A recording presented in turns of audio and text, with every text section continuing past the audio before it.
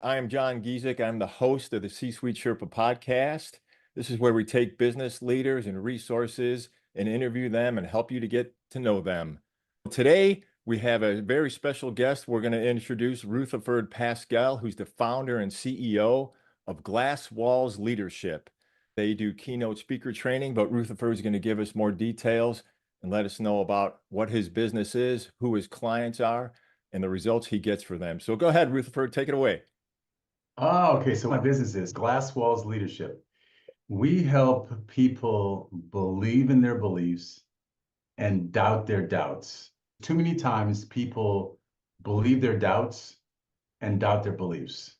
What we want to have people do is have an irrational belief in themselves, their products, their people. If we do that, we know we will have great success, the business will have great success, and they will have great success. That's great. I love that quote, Rutherford. Tell us a little bit about who specifically your clients are and what problem are they bringing to you that you're helping them solve? So our clients want to grow in their leadership. They're either a first line leader, a second line leader, or a sole contributor that wants to be a first line leader. We help them grow.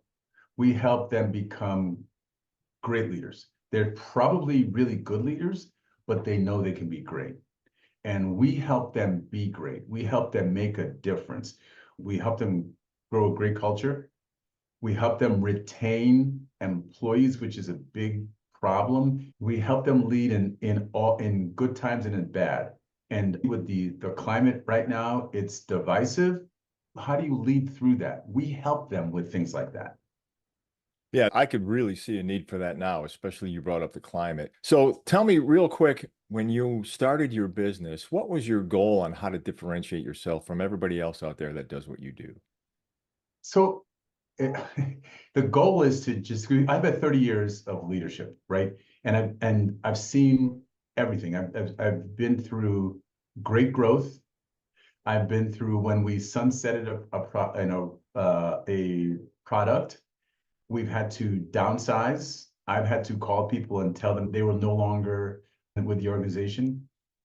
So I could empathize with every situation and talk to people about how to lead, how to grow, how to get promoted, how to really prepare differently for promotions, how to prepare yourself, how to prepare the people you work with, how to be intentional about your actions that show how to grow your business, things you do every day. There's got to be some intentionality in order for you to grow and be the leader you want to be. And the last thing is, how do you differentiate yourself? What do people say about you? When John walks in the room, is there a big smile? Do they know what John's going to bring when you walk into the room, when you talk to your team? Do they completely understand who you are and what you're going to bring? That's differentiation. Those three things: preparation, intentionality, differentiation. Oh, that's great. So when people come to you, through all your clients, when people come to you, what's the number one thing? What's their number one block? The number one thing that gets in their way? The number one thing is they don't 100% believe in what they're doing or how they're doing it or the tools that they're using. If you look at that, there's all these different sales tools. There's CRM, there's sales funnels, there's all these different things. When I was a first line leader, I would typically spend an hour and a half to 3 hours business planning with my people. They're like, you're going to spend 3 hours with me? Maybe because I want to know what they were doing. Did they have conviction? Like, if I told you that if you don't get this, if you do this tactic or strategy that you're using, that if it doesn't work, we are going to terminate you, would you still do it? If they said yes, that's conviction. That's somebody with belief. So most of the times when I would talk to people, really like 80% of the time, they were just doing it as a matter of daily practice. There wasn't the passion or belief that they needed to be. One of our reps, she told me what she was going to do, and I had no clue. I didn't understand, but she had so much passion and belief It worked. She was the number one rep in our company in the first 2 months of launch and the whole year because of the belief she had in what she was doing and how she was doing it. I had zero belief. But it wasn't me doing it. It was her being with her customers. And when I asked her customers, I said, "So what do you think about this?" And they go, "We love it." And I said, "Really? Okay." I said, "Do you understand it?" They go like, "No, they don't." What they understand and what they believe is her. They're buying her passion, her belief, and it's authentic. They know that she wasn't doing it for herself. She was doing it for them and their customers. Yeah, I could totally see that. People are going to follow leaders they believe in. The methods are secondary versus the big picture, and I have confidence in that leadership. Go ahead and Yeah. talk a little bit about the leadership part of what you offer. Leadership is the most important thing in growing a business. There's nothing more important than leadership. And leadership is influence. When I say leadership, it's not like somebody, "Hey, John, do this." That's not leadership. That that is leadership for 2 seconds, but it doesn't last and it doesn't endure. Leadership is about having a vision, having people follow you on that vision, and having that vision be clear. Because if you have a vision and people aren't with you, you're walking by yourself. So you need to express a vision that people buy into, they believe, and then they'll say, "Well, you know what? The vision is." When something happens where there's conflict or situations where people don't agree, if there's a goal, we can always go back to the goal. If there's a vision, does this meet the vision? If it doesn't, it's easy to say, "Okay, we're going to do this because this one does meet the vision." That's why it's such an important thing. It takes care of everything because it's that North Star, so to speak. And that's leadership. If you look at every company that failed, if you look at every business, John, you and I are talking about sports teams that fail, and it's always leadership. Don't try to figure everything out, just leadership. And you brought up the sports team, and we talked a little bit about the Chicago Bears. So I appreciate you getting off that subject. I apologize. No, it's okay.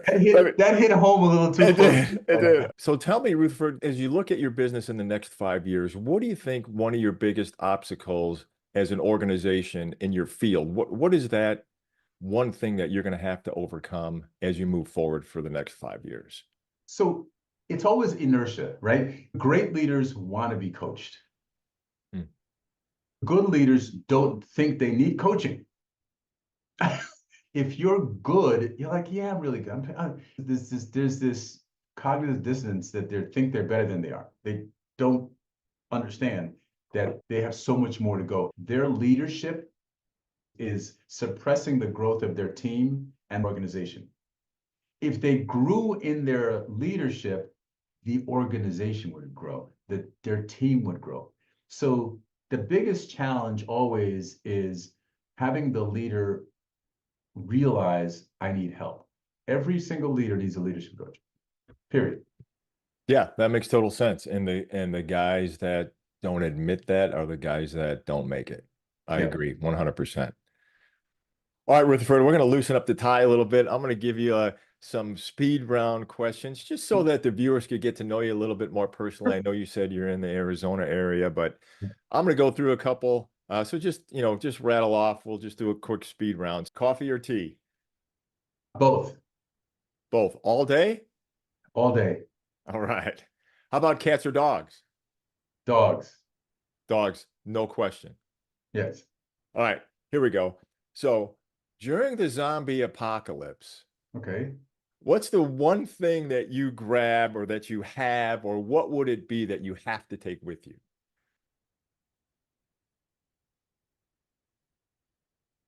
NFL red zone. Perfect.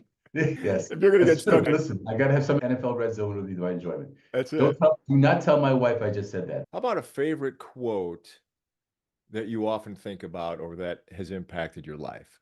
The quote that I use is, "You reap what you sow." It's a very simple belief, but I think every day you plant great seeds and things fertilize, they germinate. You just don't know when. But if you continue to plant great seeds, great things will happen. Awesome. How about a favorite movie? Shawshank Redemption and Usual Suspects. Top two. I've heard those before during some of the interviews. How about a book? Favorite Uh, book? Favorite book. Ooh, there's a book by Cal Newport called Deep Work. It talks about spending hours of dedicated time working, 2 hours, 2, 3 hours, boom, and completely no noise, no phones, no that's so it's you're really in deep work. If you think about people who've gotten a lot done, that they do that practice. They don't probably call it deep work, but they do it. Oh, yeah. Undistracted productivity Yeah. is something I'm working on as well. Tell me something that's on the bucket list that you've already accomplished, something really cool that you were hoping to do that you got to check off the list. So I went to South Africa last year with my wife, and that was a bucket list trip. I hope to do many more of those types of trips in the future. That was just one last year, and I'd like to do two or three a year moving forward because that was, it was so good for everybody. It's so you don't think about everything else. You realize the luck, the gift you've been afforded. So yeah, I love that. Tell me about the place you'd like to go to next, the next item on your bucket list. I'll tell you, I want to go to Ghana. My wife wants to go to Mexico City. One of those two would probably be the next thing on our bucket list. One of those areas, countries, and spend some time there. What was the biggest obstacle that you had to overcome personally to get the success that you have right now?